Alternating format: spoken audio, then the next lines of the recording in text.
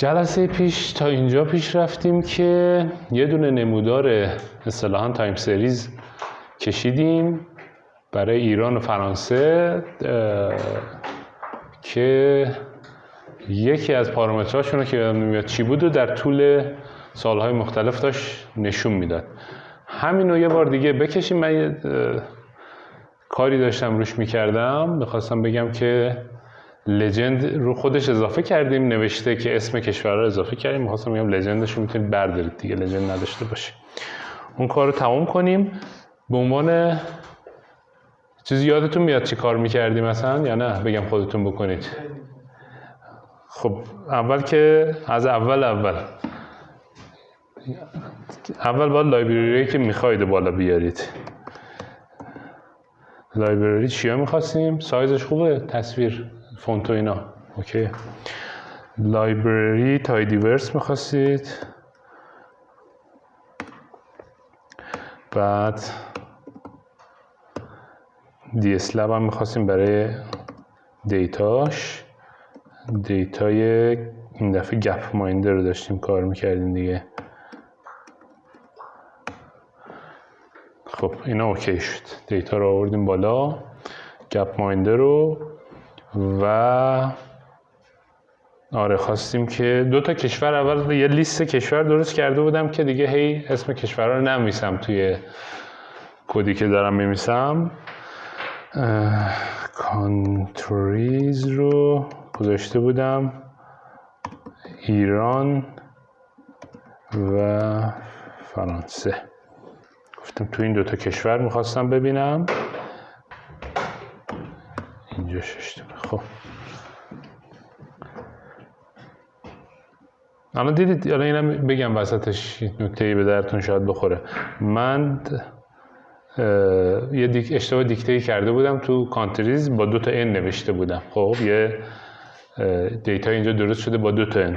گاهن خب این مثلا وقتی دارید از اتو کامپلیتش استفاده میکنید مشکل براتون اینجا، چون شبیه همان 2 تا رو میاره. میخواید پاک کنید یکیشو، میتونید بیاید کاری که بکنید اینه، میزنید rm یعنی remove اون چیزی که میخواید پاک کنید. الان من 2 تا اونی که با 2 تا n نوشتم و میخوام پاک کنم، rm میکنم، پاک میشه دیگه، از دیتا هام میره کنار.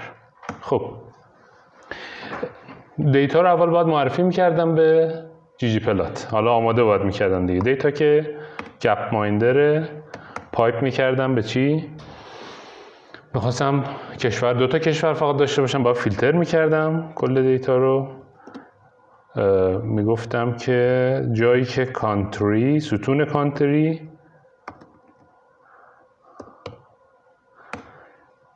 چی باشه؟ چجوری؟ درصد، این درصد این لیستی که از کشور رو ساختم باشه، تو کانتریز باشه. این شد فیلتر کردن 2 تا کشور. خب الان دیتا آماده است. تو سالهای مختلف هم قرار بود ببینم دیگه، نمیخواستم سال رو فیلتر کنم، میخواستم در طول سالهای مختلف ببینم. حالا دادم باید بدمش به ggplot. ggplot باید اول بهش دیتا معرفی کنم دیگه. توی AES توی استاتیکش دیتا معرفی میکردم. داشتم یه دیتا میکشیدم که مثلا سال با لایف اکسپکتنسی این دفعه میخوام بکشم. ایکسش چیه؟ وایش چیه؟ ایکسش طبیعتاً ساله دیگه. میدونیدم که دیگه فهمیدید که به ترتیب اول ایکس رو میگیره بعد وای رو میگیره. اگه نمیسید ایکس مساویه چی، وای مساویه چی، به ترتیب هم همون رو بدید میفهمه. پس ستون یر رو میگیریم برای ایکس، ستون لایف اکسپکتنسی رو میگیره برای وای. خب و بعد دیدید که اگر که بهش رنگ ندم اینا رو همه رو دیتا ها رو به هم وصل میکرد، دیتا زیگزاگ میداد دیگه. باید یه جوری بهش میگفتم که یا باید گروپ بدم بهش، یه راهش اینه، یه راه همین که از اول رنگ بدم، یه دفعه‌ای بگم کالر رو از ستون کانتری انتخاب کن. این شد کل دیتایی که باید بهش معرفی میکردم. درست؟ و بعد با جیوم پوینت کشیدیم، نقطه نقطه کشید. گفتم که بخواید خط بکشید به جای نقطه نقطه که انتظار دارید تو دیتای سریز خط ببینید به جای نقطه، اینه که جمع لاین بذارید دیگه، جمع لاین بذارید.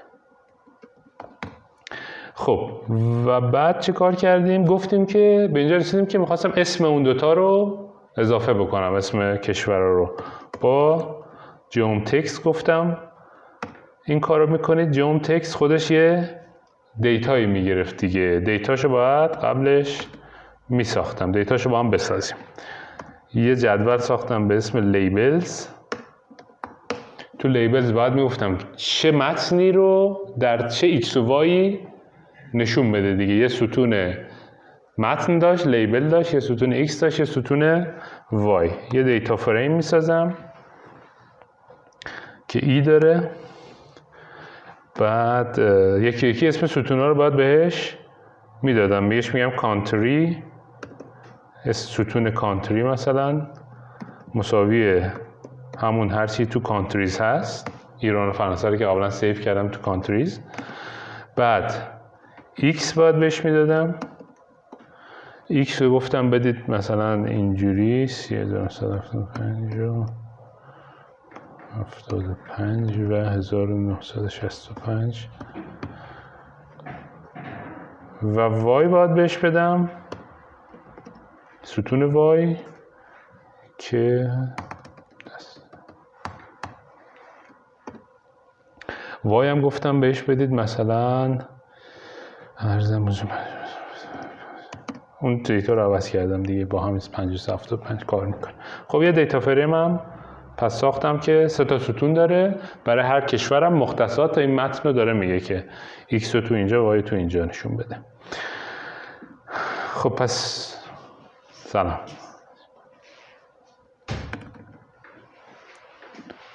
تو جمع تکست حالا باید تو جمع تکست یه دیتا اختصاصی برای جمع تکست بهش بدم دیگه. با دیتای خود اصلی کار نمیکنه، با دیتایی که ساختم کار میکنه. دیتا هم خواهد بود، اول دیتا رو معرفی میکنم بهش که از کجا بیرون AES یه دیتا معرفی میکنم. میگم دیتا رو از این برمیداری، از جدول لیبلز. چی برمیداری توی AES بهش میگم که چی برخواهی داشت. X که از X، باز دوباره میتونید بدونه که چیز کنید بدید دیگه، نمیسید چی؟ بدونی که آره اونا رو بمیسید. و لیبل رو از ستون کانتری برداره، X از X، Y از X و لیبل از کانتری. خب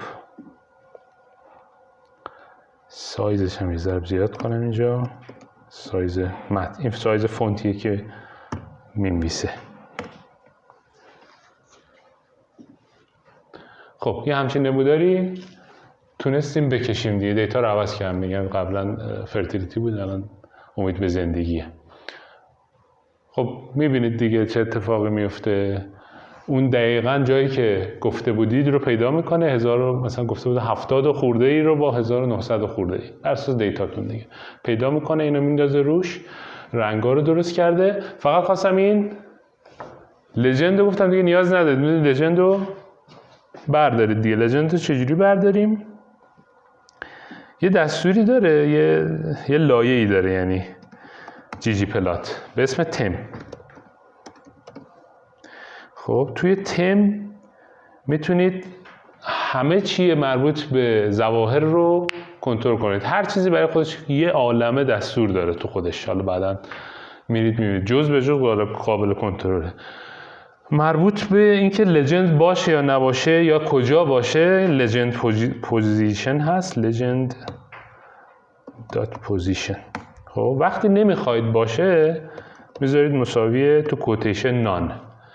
اگر بخواید جای مختلفی باشه حتی میتونید مختصات بدید بهش، یا میتونید جاهای مختلف مثلا لفت رایت، تاپ رایت، نمیدونم اینجوری کنترل میشه، با شماره کنترل میشه، انواع کنترل‌ها رو داره، یا اینکه با مختصات دقیق کنترل میشه. پس لژند پوزیشن من الان نمیخوام باشه، میذارم نان و دوباره چیز میکنم دیگه. لژندم برداشت و رو خودش هم که نوشتیم و دیگه بقیه چیزاش هم که یاد دارید کنترل کنید دیگه. اینا رو چجوری کنترل کنید، سایز برید بخونید سایز نوشته ها رو چجوری میتونید کنترل کنید، اینا همه قابل کنترل. اینم از این دیتا. باز دوباره توی چیز میبینید یه چاله‌ای تو ایران افتاده دیگه، فکر می‌کنم مال زمان جنگ باید باشه که اینجوری افت کرده. اما خب پیشرفت زیادی داشته دیگه، میبینید نسبت به فرانسه پیشرفت داشته. شیب پیشرفت ما توی امید به زندگی بیشتر بوده، اما هنوز یه 10 سالی تقریبا گپ داریم، کمتر از 10 سال البته. خب اینم از کاری که جلسه پیش کردیم، تمامش کردم دیگه. قرار بود شما با من تمرین بکنید، این کار رو انجام ندادید اما متاسفانه. سوالی اگه تا اینجا هست بفرمایید، نه ادامه مبحث رو بریم. نه خب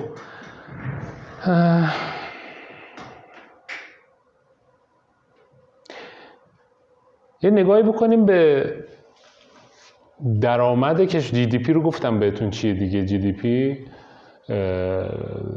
کل درآمد تولید کشور به خدمات کشور، هر چقدر که ارزش افزوده ایجاد شده تو یک سال بهش میگن جی دی پی.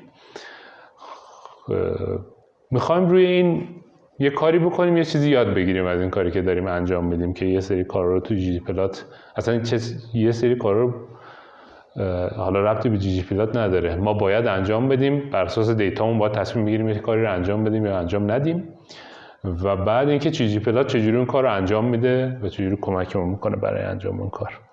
خب توی گپ ماندر دیده بودید یه ستون جی دی پی داریم.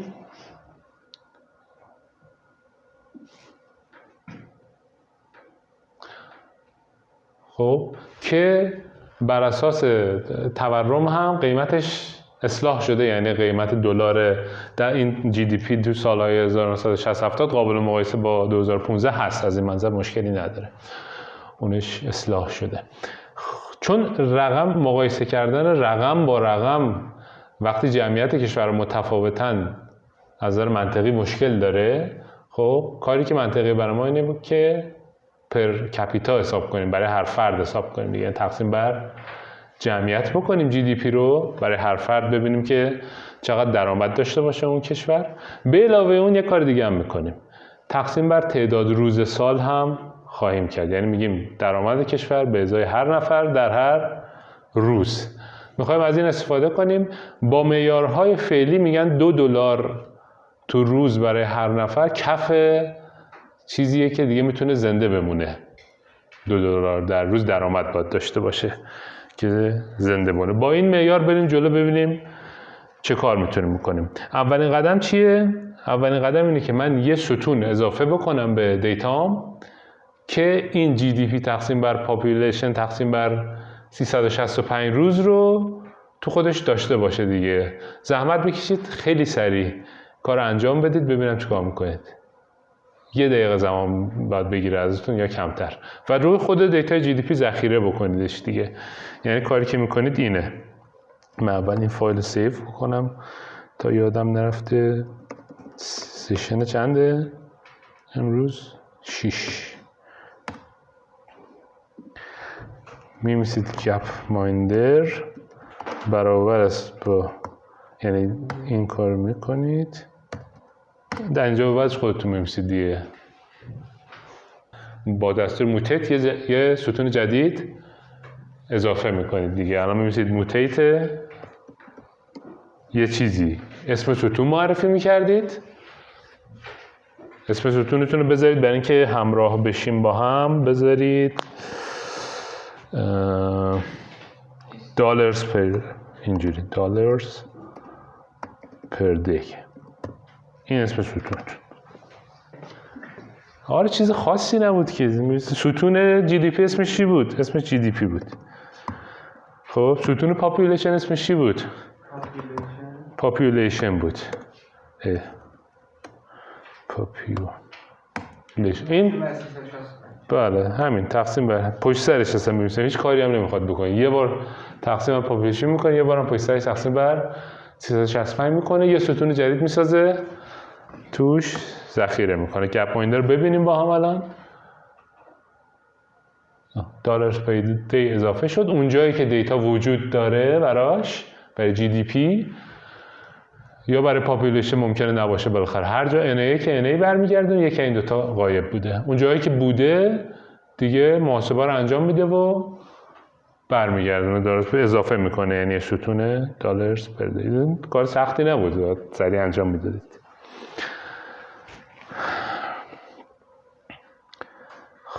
خب چجوری این توضیح نمودار مناسبی که استفاده کنم برای اینکه ببینم وضعیت کشورها، همه کشورها میخوام وضعیتشون رو ببینم از نظر درآمدی چجوره، یه توضیحی از این درآمد تو کشورهای مختلف تو یه سال خاص مثلا 1970 ببینم چیکار کنم، چه نموداری توصیه میکنید. این که تصمیم بگیرید دیتاتون رو میخواید چجوری با چه نموداری نمایش بدید یکی از اصلی ترین کاراتونه دیگه. یعنی شما بقیه کارا رو خب یه سری چیزا میرید میخونید و انجام میدید. تصمیم اولیه که چجوری نمایش بدید خب تصمیم اصلی تونه. دات پلات؟ نه دات پلات خب چجوری اون همه کشور چجوری میخوام، مثلا 200 کشوره. توضیح میخوام ببینم وضعیت. آره نه هیستوگرام گزینه خوبیه برای اینکه من یه توضیحی از این دلار پر دی تو کشورهای مختلف ببینم. خب یه هیستوگرام بکشیم با چجوری بود. الان گپ مایندر رو باید معرفی میکنم بهش، درسته؟ تو سال 1970 گفتم میخوایم اول ببینیم بعدا مقایسه کنیم با یه سال دیگه. چجوری سالو با فیلتر از روی جدول میگم برو سالهای 1970. یه چیز دیگه اینجا اضافه کنید. خب ما دیتای NA دیتای خالی مخصوصا سال قدیم زیاد داریم، دیدید خیلی خالی بودن. برای اینکه اینا نیان تو ممکنه بیان تو اینستاگرام و باعث تداخل بشن یا تو نمودارهای دیگه باعث تداخل بشن. اینا رو میخوام همین الان بگم بیخیالش شو دیگه اینا که NA ان. یه شرط دیگه اینجا اضافه میکنم.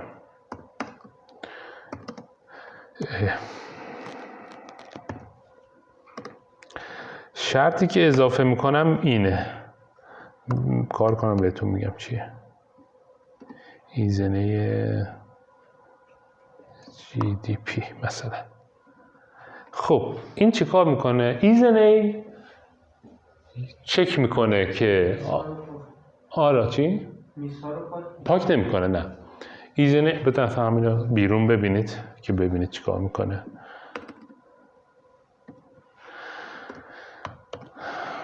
همین گپ مایندر ستون GDP رو اصلا ببینیم با یه لیست ترو فالس برمیگردونه بهتون میگه آیا is NA بود یا نه دیگه اسمش روشه، آیا NA بود یا نه.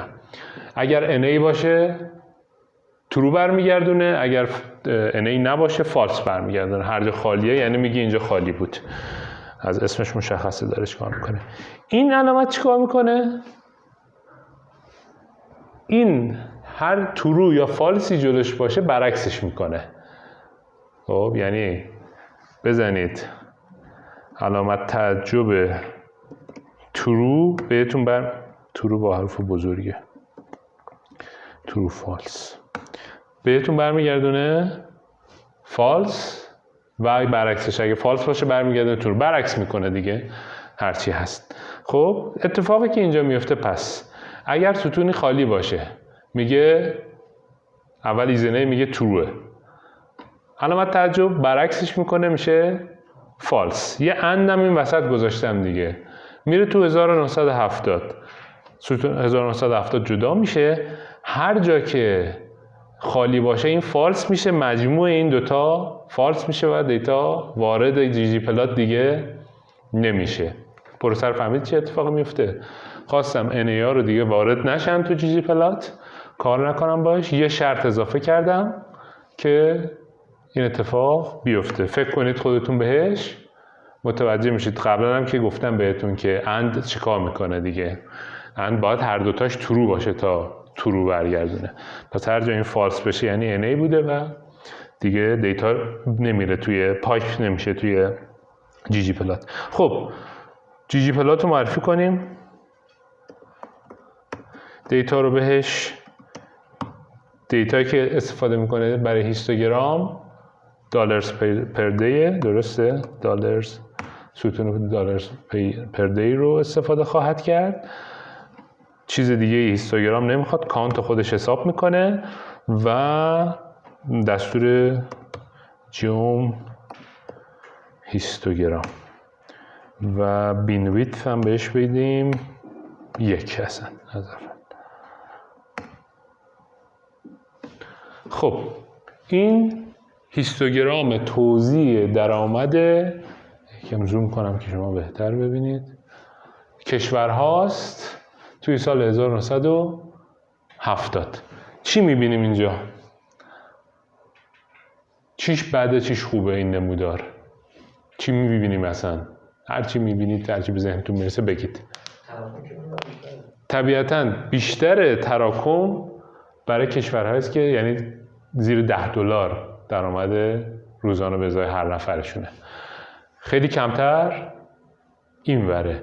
اما چه اتفاقی افتاده تو هیستوگرام ما جایی که بیشترین جمعیت کشورها رو داشتیم، سهم خیلی کمی از نمودار رو بهش اختصاص دادیم. بیشتر نمودار رفته برای تعداد خیلی کمی کشور.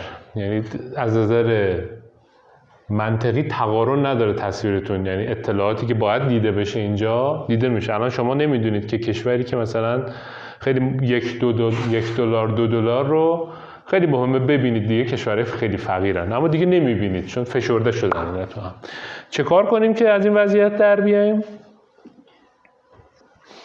خب منطقیه که اگه بخواید که از این فشردگی در بیاد، قبلا هم دیدید بودید، برای اینکه بخوایم از فشردگی در بیاییم از اسکیل لوگ میکنیم دیگه، یه لوگاریتمی میکنیم دیتامون رو و با دیتای لوگاریتمی میتونید فشردگی تو پایین رو کم بکنید. 2 تا راه داریم برای اینکه لوگ کنیم. یه راه هم پیش میریم، بعد راه دوم ببینیم که چی کار میکنیم.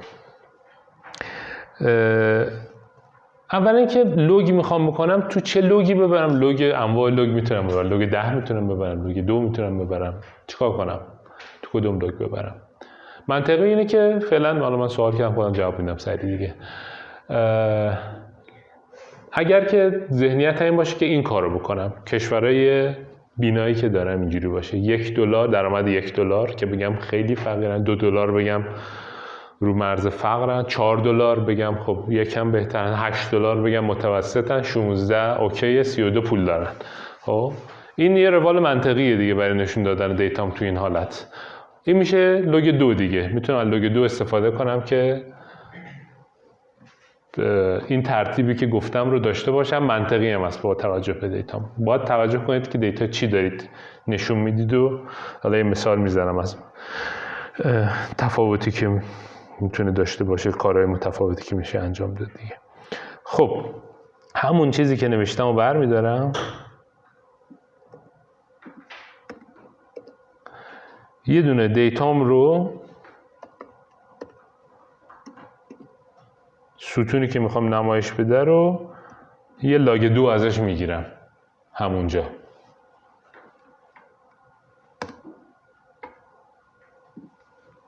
خب یه مقدار وضعیت بهتر شد دیگه. الان یه توزیع یکم مناسب تری میبینم. کل حجم صفحم پر شده نمودارم و دیگه اون حالت نامناسب قبلی رو از نظر نمایشی نداره.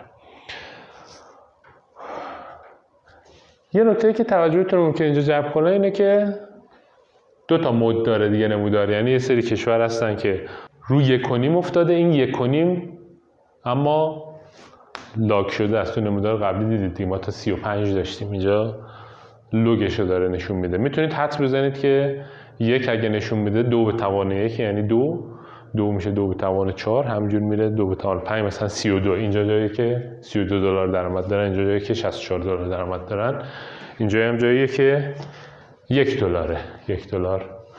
$1 $2 4 8 16 اشتباه کردم، این کمتر از حتی کمتر هم هست.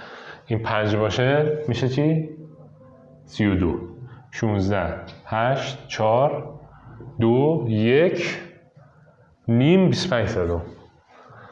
خب این الان توضیح عادلانه‌تر تو نمودار ما حداقل تونستیم به این کشورهای فقیر بدیم، حالا بیرون چیکار میکنن دیگه نمیدونم. و دیدید که این بای مودالی که ما دنبالش بودیم، یعنی بحثی که جلسه قبل میکردیم اینه که یه بحث کشورهای توسعه یافته و در حال توسعه است دیگه. اون چیزی که تو ذهنمون بود اینجا تونستیم تو نمودار بهش برسیم. یه مود این ور داریم کشورهایی که میفته روی مثلا 4-8 دلار، یه مود اون ور داریم که میفته رو 32 دلار. پس از ابزارهایی که دستمون بود استفاده کردیم برای اینکه ذهنیت خودمون رو یا ثابت کنیم یا رد کنیم. اینجا تونستیم اون ذهنیت‌ها رو حداقل تو 1970 پیدا کنیم. پس این هم نکته دیگه، شما تصویر می‌سازید که یه ذهنیتی رو منتقل بکنید. خب از ابزارهاتون باید استفاده کنید که بتونید اون ذهنیتتون رو یا تایید کنید یا قطعا رد کنید دیگه. خب این از این کار. اما مسئله‌ای که هست یکی که در مورد لوگ 2 اگه من لوگ 10 انتخاب میکردم چه اتفاقی میافتاد برای تبدیلم؟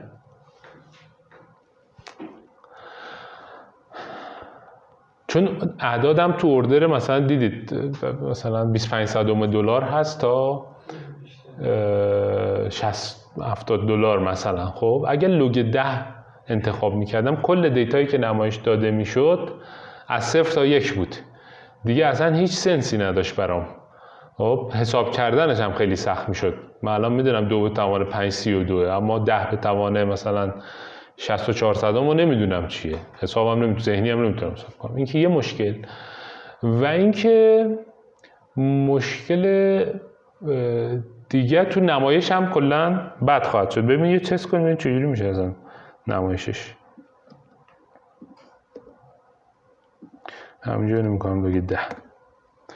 این هم یه مشکل دیگه. بینایی که میسازه، بینا رو باید کوچیک کنید، تنظیم کنید و میگم کل منطق بینا دیگه از بین میره، تنظیم کردنش هم دشوار خواهد بود. پس اما شما مثلا جمعیت رو میخواستید لوگاریتمی نشون میدید، چه تبدیلی مناسب بود برای جمعیت؟ برای جمعیت که لوگ 10 اوکیه. خب جمعیت یه جوریه که معنیش رو شما میفهمید وقتی که تبدیل میکنید به لوگ 10. اما هنوز یه مشکلی داریم دیگه. ما این تبدیلی که این پایین انجام باید دوست داریم اون دیتای اصلی این پایین نمایش داده بشه. یعنی ما اون رقم اصلی رو ببینیم، 2 دلار 4 دلار رو ببینیم. نمیخوایم که تبدیل انجام تو ذهنمون هی مجبور بشیم محاسبه انجام بدیم که گیج بشیم دیگه. درسته؟ این با چی اتفاق میافتاد؟ قبلا هم دیدید. خیلی دقیق بحث نکردم اما قبلا دیدید یه کاری میکردم که رقم اصلی پایین نشون داده میشد. از ابزارهای جی جی پلات کمک به جای اینکه دیتا رو تبدیل کنم بدم به جی جی پلات، دیتا اصلی رو میدادم به جی جی پلات، اما میگفتم که خودت لوگاریتمی کن. چجوری؟ ببینیم با هم. الان بنویسم یادتون میاد که چجوری بود. خب دوباره همون چیزها رو تقریبا هست کپی کنم دیگه. اینجا دیتا رو تبدیل نمی کنم.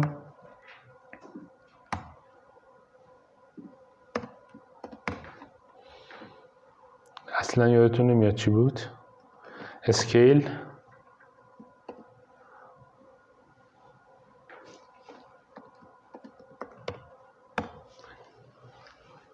دیده بودید قبلا. اسکیل x کانتینیوس. حالا بحث کدوم محور دارید کار میکنید بهش میبینید. اسکیل y کانتینیوس، اسکیل x کانتینیوس. حالا وقتی که دیتاتون کانتینیوسه، اینجا یه ارقام خب کانتینیوس هستن. و اینجا قبلا 10 رو دیده بودید. میزدم اسکیل x log 10. این دستور آماده داشت.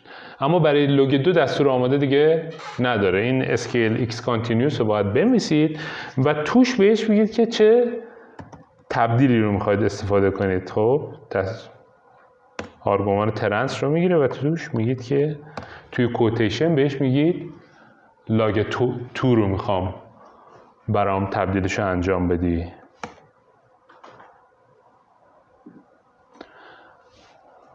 یه دونه فیل بدیم بهش.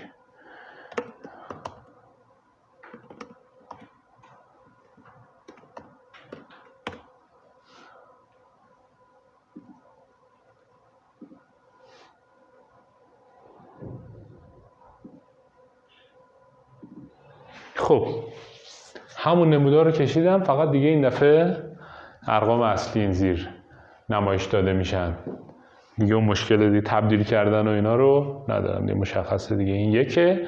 و با توجه که شما میبینید که و تو توضیحات هم بد نیست بنویسید که اینجا مثلا لگاریتمیه،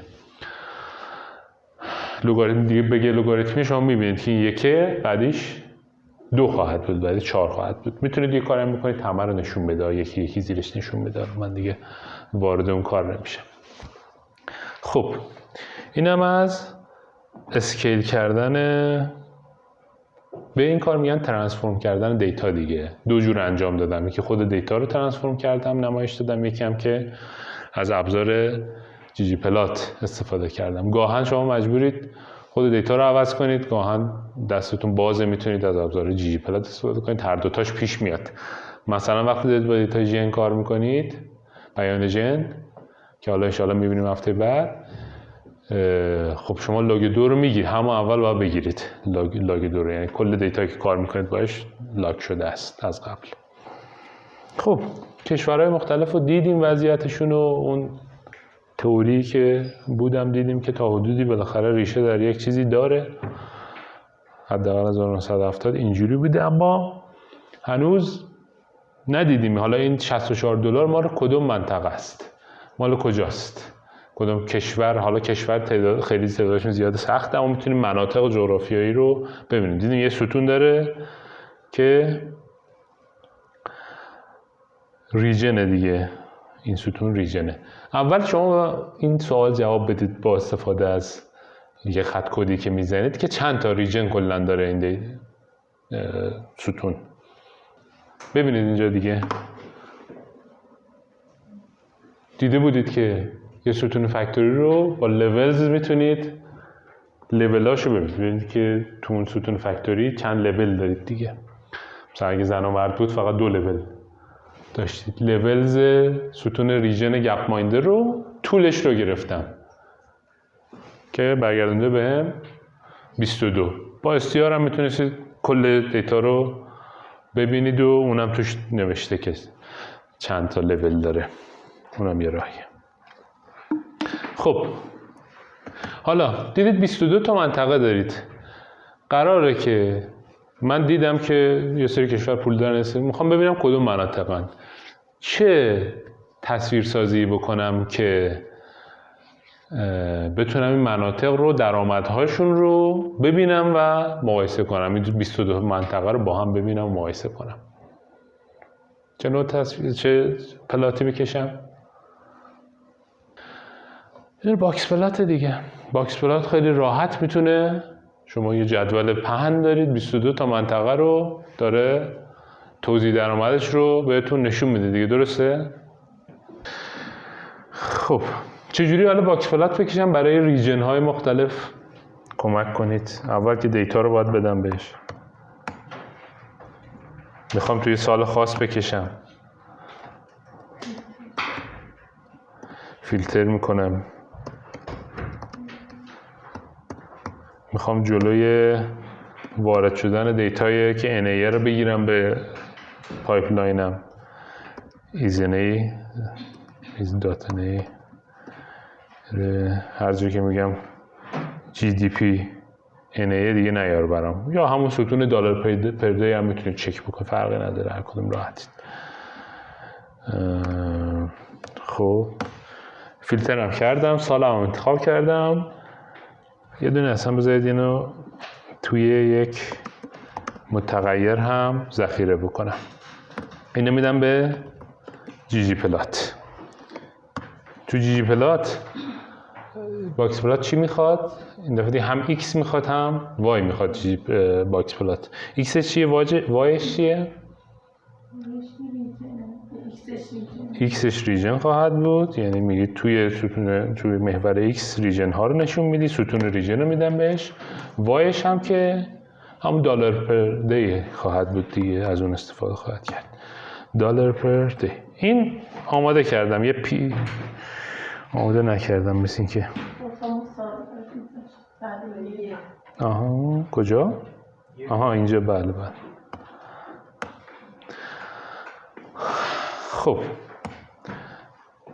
پیما آماده کردم، هنوز تصویر اما باهش نکشیدم. جوم باکس پلات. این تصویری که فعلا برای من کشیده. خب چه کارا باید بکنم این درست؟ اولین چیزی که توجهتون جلب میکنه درست نیست چیه اینجا؟ آره، نوشته ها اسم ریجن افتاده رو هم. اول اینو درست کنیم.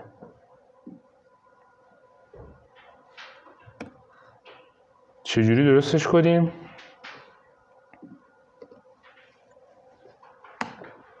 گفتم یه لایه داره جی جی پلات به اسم تم که ظواهر رو کامل کنترل میکنه. قبلا دیده بودید که با لجند چجوری میتونید حذفش کنید یا بذارید باشه یا جاشو عوض کنید. الان ببینید که این پایین نوشته های این پایین رو چجوری میشه کنترل کرد. اکسس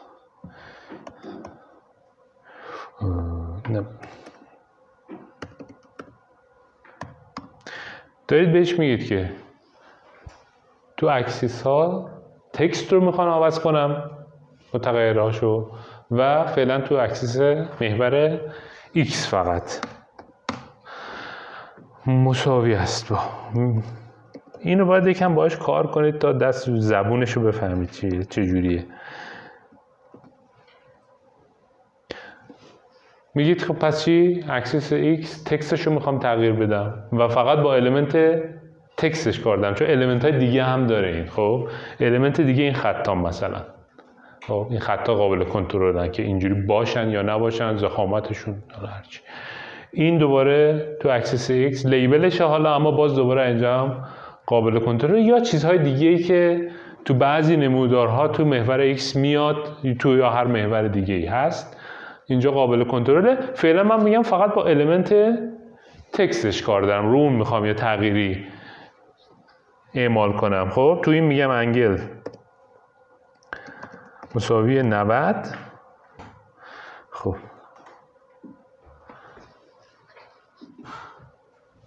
حداقل الان خونده میشه 90 درجه چرخ. شما زاویه‌ای که دوست می‌دارید 45 درجه کنید، 30 درجه، هر زاویه‌ای که دوست دارید. اما باز میخواید اینا بچسبن به بالا دیگه، قرار نیست اینجوری بمونن، همشون بچسبن به بالا. یه چیز دیگه که میتونید اضافه کنید بهش اینه که چجوری ادجاست کنه. توی وردم دیدید دیگه ادجاست میکنید درست میشه.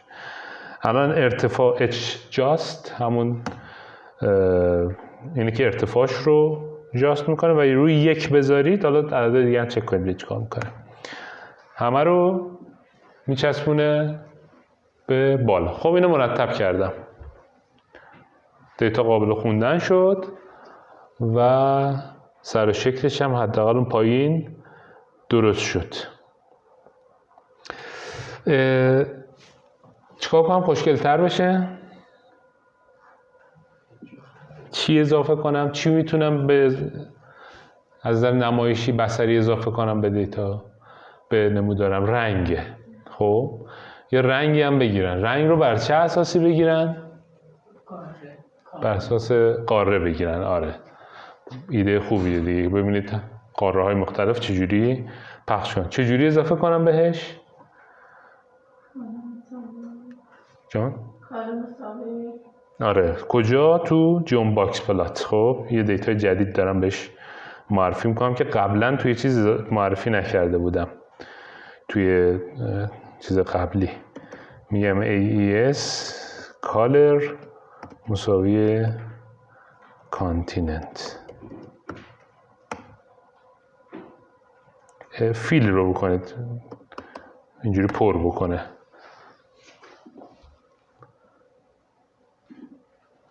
خب این شد یه نمودار یکم شسته رفته از نظر ظاهری مناسب.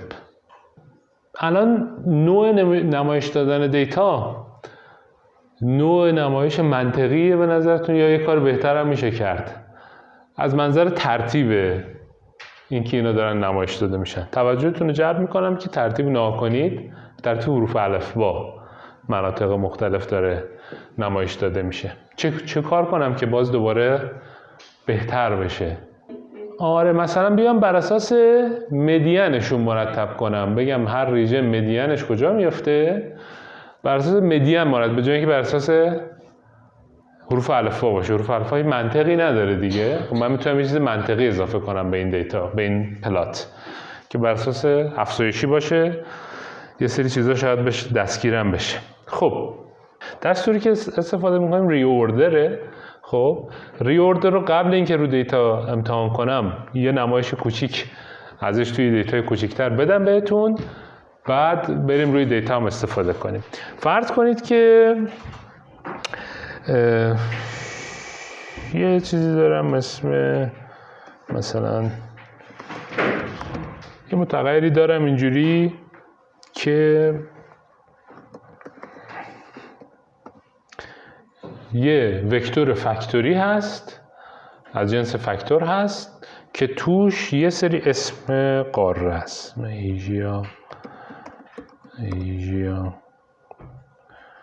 ارزم به شما که مثلا وست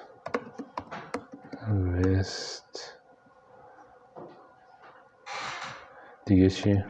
آفریقا. خب اینو ساختم، یه وکتور فکتوری از جنس فاکتور ساختم. لولاشو ببینم چی نشون میده بهم. همین سه تا لولی که منتظرید ببینید، آفریقا، آسیا، وست، به ترتیب حروف الفبا.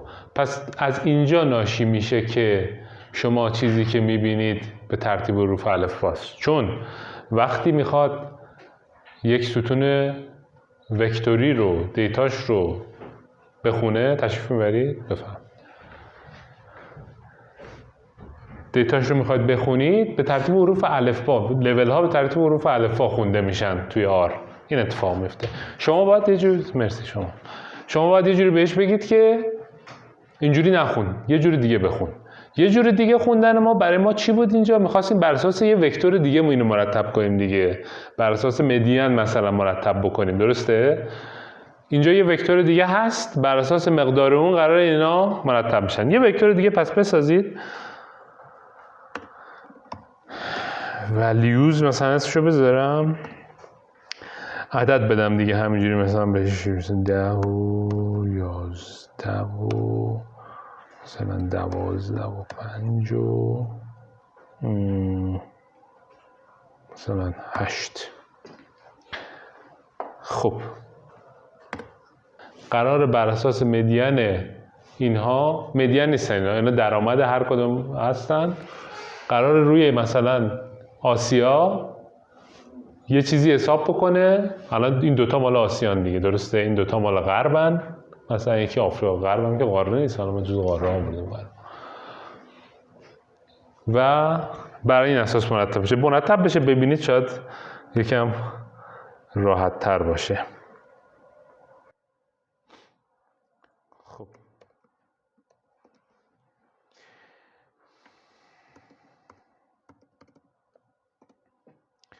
ریوردر بکن این رو بر اساس این و فان مساوی است با مثلا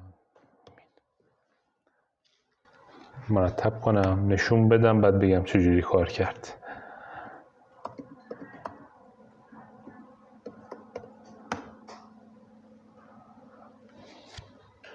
خب اول می‌بینید که ترتیب نمایش تو لولز عوض شد دیگه، به ترتیب حروف الفبا نیست. چه اتفاقی افتاد؟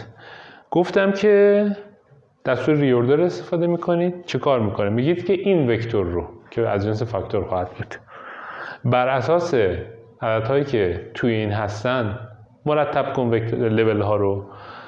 با چه منطق ریاضی؟ میانگین گیری کن، فانکشن مین. خب چه کار میکنه؟ هر کدوم از داشتم میگفتم که ریوردر چجوری کار میکنه، یه بار دیگه بگم سریع. خب میخواد یه وکتور رو بر اساس مقادیر یه وکتور دیگه ریوردر بکنی که لول‌هایی که نشون داده میشن دیگه به ترتیب حروف الفا نمیشن. وقتی کاری نکردن به ترتیب حروف الفا هستن. آفریقا، آسیا، وست. اما ریوردر کردم عوض شد آفریقا، وست، آسیا. چجوری این کاری کردم؟ با دستور ریوردر. خب گفتم که این وکتور کان رو بر اساس مقادیر توی وکتور ولیوز با منطق ریاضی که میانگینگیری فانکشن مین ریوردر کن. الان میاد هر کدوم که مال آسیاست عددشو برمی‌داره به ترتیب نظیر به نظیر دیگه. 10 و 11 میانگینشو میگیره میشه چند؟ 10 یادتون باشه. وست رو میاد 12 و 5. سخته؟ 8.5. خب این شد 11 و نیم، این 8 و نیم، این 10 و نیم، این 8 و نیم، اینم که اصلا میانگینگیری یه دونه است دیگه 8. خب چجوری مرتب میشه؟ چی؟ 8 8 و نیم 10 و نیم. فهمیدید چجوری کار میکنه؟ برای هر لول میانگینگیری میکنه از رو اون و ترتیب رو اینجوری نشون میده. روی خود ستون هیچ اتفاقی نمیفته، شما اصلا ترتیبش تغییری نمیکنه. قبل و بعد این همین آسیا غرب آفریقا میمونه، فقط ترتیب ذهنیش عوض میشه و یه سری چیزها هم اضافه کرده، یه اتریبیوت بهش اضافه شده اینجا میبینید. حالا میخوام از این ریوردر کردن استفاده کنم برای که باکس پلاتمو بهتر کنم دیگه. چی کشیده بودیم؟ پی گپ مایندر فیلتر میکنید.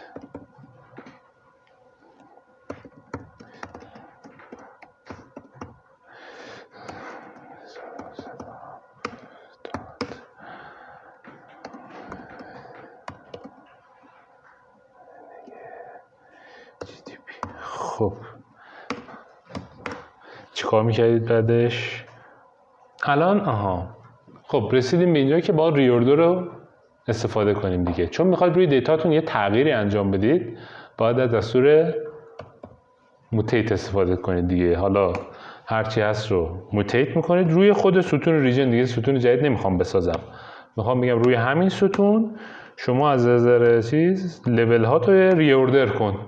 ریوردر هم چجوری اتفاق خواهد افتاد؟ روی کدوم ستونه؟ روی خود ستون ریجنه. خب بر اساس دیتای کدوم ستون؟ دلار پر دی که شما اون ستون رو نساختید نمیدونید چیه. دلار پر دی. و منطقی که استفاده میکنی نه دیگه مدین کنم که چون تو نمودارا مدین دارم نشون میدم، خط مدین هست، از اون استفاده کنم. مینم میتونید استفاده کنید، یکم بالا پایینش زیاد میشه دیگه، این فرقی نداره از اون منظر. مدین بدون پرانتز دیگه، فقط میمیسید مدین. یکی پرانتزم کم بستم. آره درست.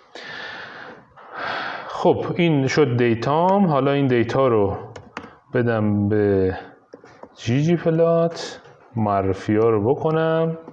معرفی هم ایکس هم هست AES region دلار پر دی این هست. فیلم کانتیننت. بله دیگه چی میخواد؟ همینا رو میخواد دیگه. و جوم باکس پلات رو میخوایم و تیم هم که یه تغییری داده بودیم درسته؟ تیم این بالا هست دیگه، همینو کپی کنم.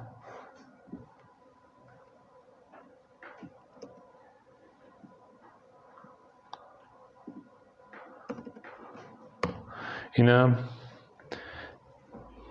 تیم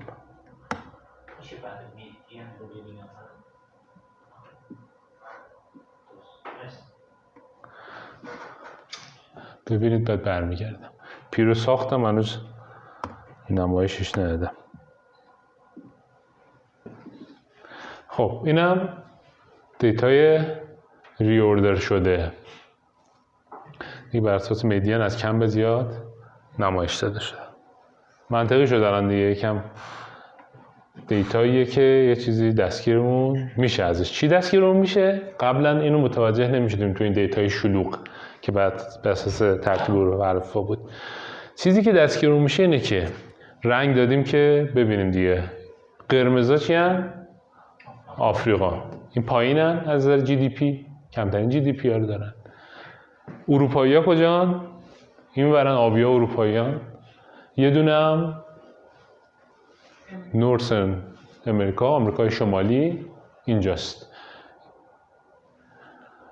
پس این دو دستگیر رو که یک دسته خیلی پردرآمد، یه منطقه یه ریجن داره که خیلی پردرآمده، یه ریجن داره که کم درآمده رو توی این ریوردر کردن به وضوح تونستیم ببینیم. پس دیتا خیلی چیزا میتونه به ما نشون بده، مهم اینه که ما بتونیم اون ازش بکشیم بیرون و نمایش بدیم به کسی که قراره نمایش بدیم بهش. خب یه دونه مثلا این ریجن رو دیگه نیازی نیست اصلا این پایین بمیسه، درسته؟ ریجن رو نیازی نیست بمیسه. میمیسم که ایکس لب رو خالی میذارم دیگه. الان ریجنم دیگه نوشته نمیشه، ریجن پاک شد دیگه، میگم چیزی نمایش نده. خب یه مسئله دیگه که باش مواجه بودیم این بود که شما گفته آقای احمدیان یه سری که مناطق انقدر نزدیک بود درآمدشون به هم یا تعداد کشورها انقدر کم و نزدیکه که یه خط داره نمایش داده میشه دیگه. این مطلوب نیست برای ما، دوست داریم توضیح تو مناطق مختلف هم ببینیم. اینو چیکار کنیم حل بشه؟ پیشنهاد چی دارید؟ محور این دفعه وای رو لگاریتمی بکنیم، اگه شاید بهتر باشه. ببینیم چه جوری میشه دیگه. زدید اینو؟ آره خب این ستونی که استفاده میکنیم اینه دیگه، دلار پر دی دیگه. از این به بعد فکر کنم بقیه رو بتونه همراه کنید باشید. خب این پی همینجا اضافه کنم بهش دیگه، به علاوه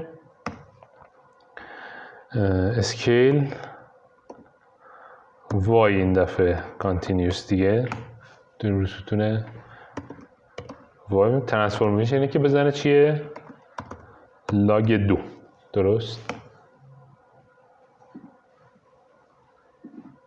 میبینید که تقریبا به جز یکی اون بالا بقیه‌ای که بسته بودن باز شدن. از همین آفریقایی ها بنده خدا چسبیده بودن به هم، الان باز شده. توضیحش رو میتونید ببینید. یکی دوتا اون بالا فقط چسبیدن به هم دیگه بعضی وقت هم دیگه نمیشه کاریش کرد دیگه. خب از این نمودار یه چیزی دستگیرمون شد دیگه. دیدیم که حتی یه سری کشور اروپایی و شمال آمریکایی داریم که متفاوتن از بقیه، خیلی درآمد متفاوتی دارن و اون ایده غرب پیشرفته و بقیه کشورها در حال توسعه از اینجا ناشی میشه.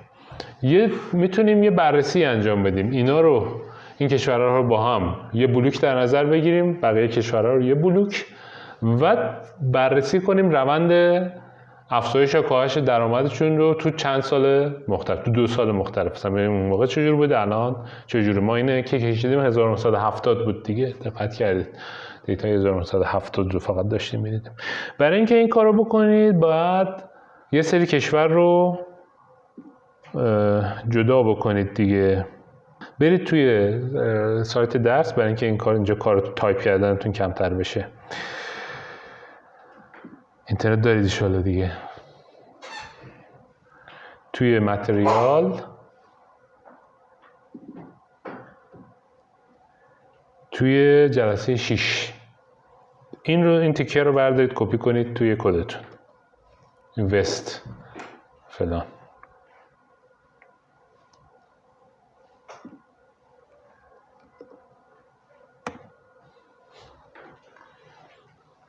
خب کشورهایی که اصطلاحاً بهش میگن غرب و درآمد بالایی هم دارن، این ریژنایی که اینجوری هستن، این ریژن ها رو من نوشتم براتون آماده که بتونید سریع استفاده کنید ازش. اول این کارو بکنیم، ببینیم تو همون 1970 این دوتا هیستوگرام جدا براشون بکشیم، کشورهای توسعه وست با اصطلاح و در حال توسعه دیولپینگ ها. 2 تا هیستوگرام جدا برای اینا بکشیم توی 1970 ببینیم توضیح هر کدوم چجور بوده. بعد یه هیستوگرام 2015 هم بکشیم ببینیم روند حرکتیشون چجوری بوده. خب این کاری که قرار انجام بدیم. هرچی که تا حالا یاد گرفتید کم کم باید استفاده کنیم دیگه. اول میخوام با این ایده 2 کشوری یه دونه اینستاگرام تو 1970 بکشم. دیتا رو معرفی میکنید طبیعتاً. یه چیز جدید هم قراره یاد بگیرید لایه این کشیدن این نمودار. تو هر مرحله سعی میکنم که یه نمودار میکشیم یه چیز جدید از آرم توش ببینید دیگه. قبل ریوردر رو دیدید، تو این کمی چیز جدید میبینید. گپ مایندر. خب فیلتر طبیعتاً فیلتر میکنید 1970 و هند میکنید با is.na GDP. شما را افتاد کارتون، میتونید کدا رو بزنید دیگه. خب گفتم که میخوام الان مناطق رو به غرب و developing countries مثلا در حال توسعه تقسیم بکنم دیگه. این یعنی میخوام یه ستون جدید داشته باشم. خب فعلا نمیخوام سیوش کنم رو دیتام، فقط میخوام یه ستون جدید بسازم و استفاده کنم توی کشیدن نمودار ازش. چجوری یه ستون جدید باید بسازم؟ چی؟ دالر رم کار میکنه؟ بله. نه تو دیپلیر ماخه با موتیت.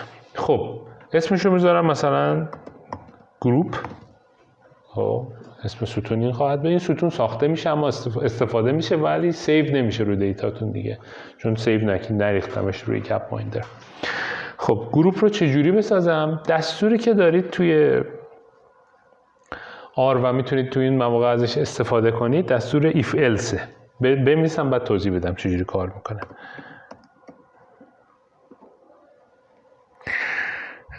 البته آره دیگه.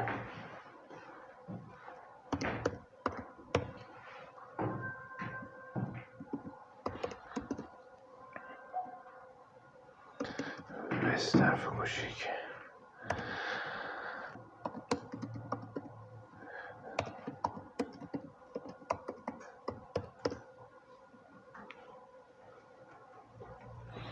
اینو توضیح بدم بهتون چیکار میکنه. کجاست؟ یه ستون ساختم به اسم گروپ. بر اساس این کاری که ایفلس میکنه میخوام دیتا ذخیره کنه. چه کار میکنه؟ ایفلس اینجوریه، میگه روی این شرط، خب این ستون رو، این وکتور رو، هر چی شما دارید، وکتور رو هر جا که این ریجن ها توی این وست هستن، یعنی هر جا که شد وسترن یوروپ رو دیدی تو ستون جدید بنویس وست. اگر ندیدی، اگر تو اون نبود بنویس دیولپینگ. کارش اینه. پس این شرط رو چک میکنه، هر جا ترو باشه اولی رو میذاره، هر جا ترو نباشه دومی رو میذاره دیگه. این کاری که ایفلس انجام میده. اوکی بود ایفلس؟ پیچیده خیلی نیست دیگه، معلومه چیکار میکنه. یه شرط چک میشه و بر اساس اون یه کار انجام میشه، یه کار دیگه ای انجام میشه. خب دیتا بره توی ارزم به حضور شما که جی جی پلات. تو جی جی پلات میخوام هیستوگرام گفتم بکشم برای 2 تا منطقه مختلف. ای اسش چی خواهد؟ 2 تا ای اس دادم. همون دلار پر دی رو خواهد کشید. جون هیستوگرام بین ویتسش 1 باشه، کالرش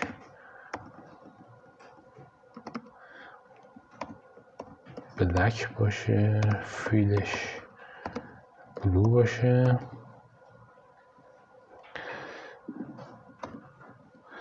خب و دیگه چه اتفاقی بیفته براش؟ قبلا دیده بود که اسکیل هم میکردیم، درسته؟ برای اینکه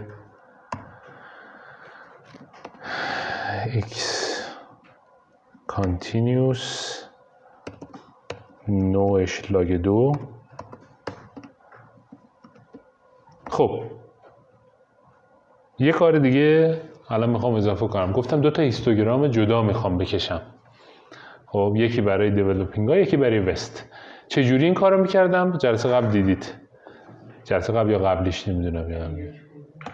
گرید اکسترا خب یه راه بود، یه راه دیگه بود که راحت تر بود برای این وقتی که یه دیتا قرار کشیده بشن.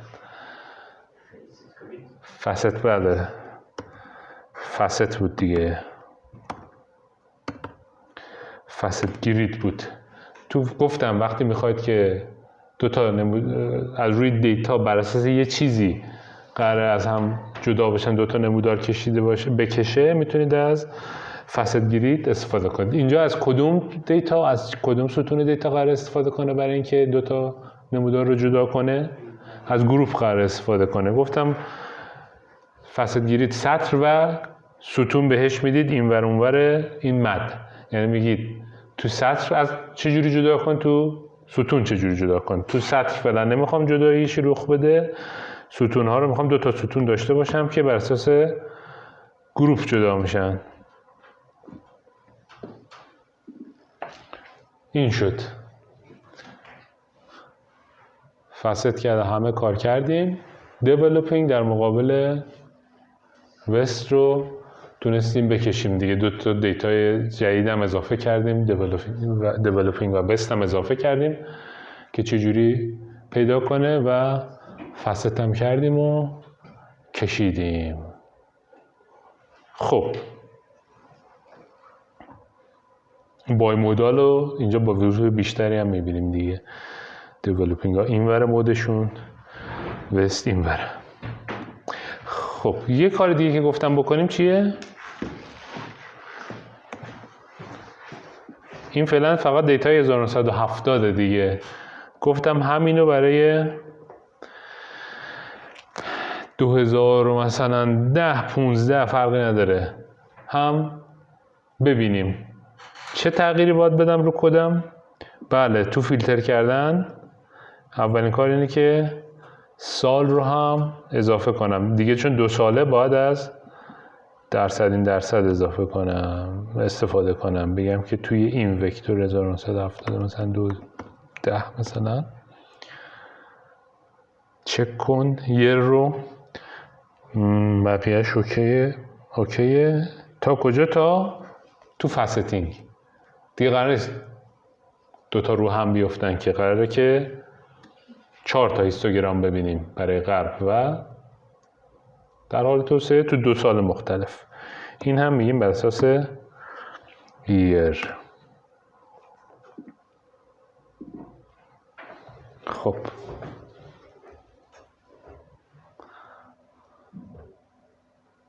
دیگه خیلی چیزا از این نمودار میشه درک کرد که مثلا اینا حرکت کردن، شیفت کردن، خب به سمت راست پله خوردن، اونا سر جاشو موندن.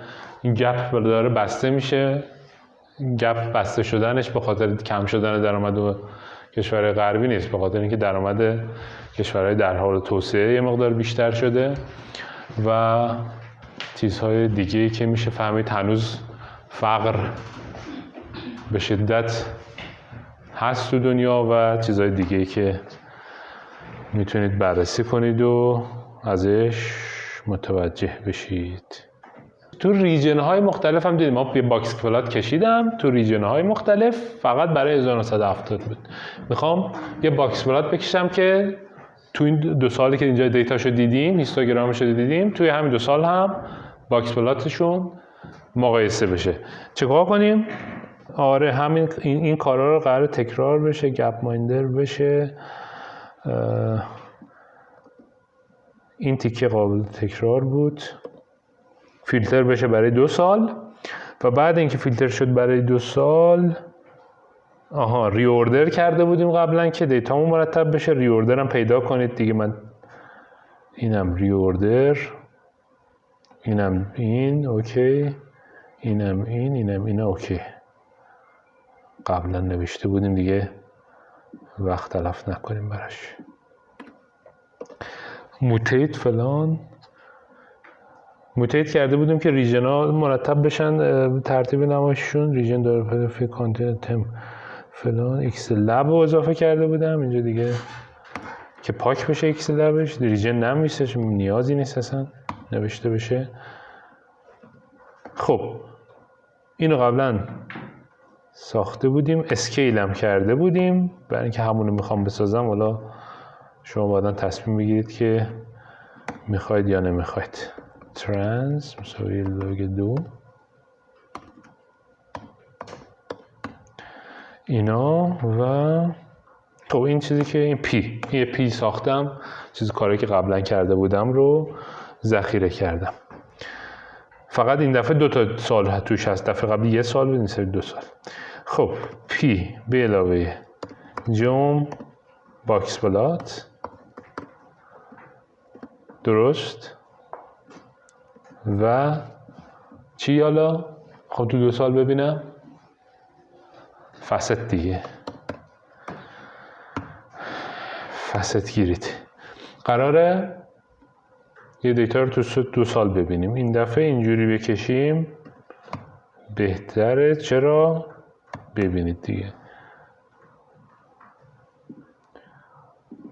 اگه کنار هم مینداختم اینا رو 2 تا ستون میکنم کنار هم، دیگه خیلی پهن میشد، دیگه زیر هم بیافتن دیگه.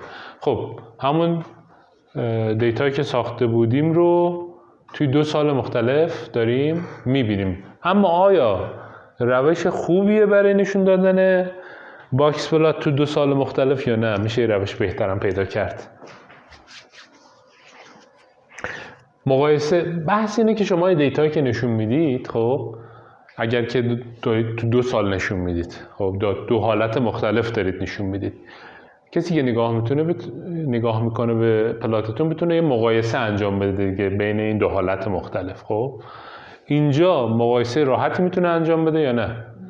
نه دیگه، یک خیلی پیچیده است. بله، بهتره که شما برای هر ریژن دیتای 2 سال مختلفش رو کنار هم داشته باشید. یعنی اینجا 2 تا باکس پلات کنار هم باشه، یکی مال 1 سال یکی مال 1 سال دیگه، که راحت بتونه چشمی مقایسه بین سالها رو انجام بده. پس هدف اینه که شما پلاتی که میشید راحت یه مقایسه روش انجام بشه.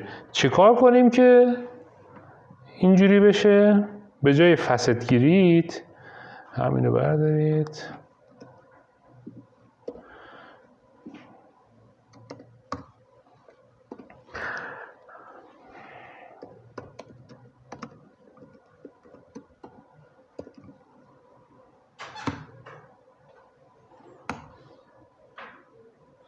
اول بگم چی شد بعد دیتا رو نشون بدم. خب فست گیرید که دیگه نمیخوام 2 تا نمودار باشه، یک نمودار خواهد بود. بهش یه دیتای جدید معرفی میکنم، میگم که از سال استفاده کن برای رنگ کردن. فیلتو بر اساس سال انتخاب کن. فقط برای اینکه متوجه بشی که 2 سال رو دارم مقایسه میکنم، بهش میگم که فکتوری برخورد کن باش دیگه. 1970 دارم یا 2010، اینا به صورت فکتوری باش برخورد کن و هر کدوم رو یه رنگ کن. نموداری که به دست آوردیم این 2 تا رو هم انداخته. چرا؟ فیل 2 تا فیل داره الان، درسته؟ 2 تا فیل داره. بذارید یه فیلشو اینو دوباره میسازم، مشکل نداره. یه دونه تهشون اضافه میکنم دیگه.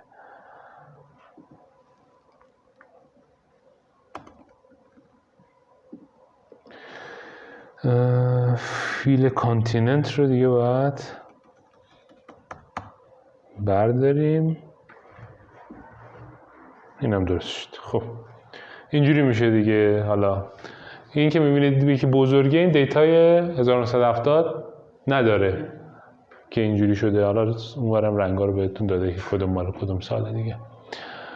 بله دیگه الان یه مقایسه راحت هم میتونید روی کشورهای مناطق مختلف داشته باشید تو سالهای مختلف.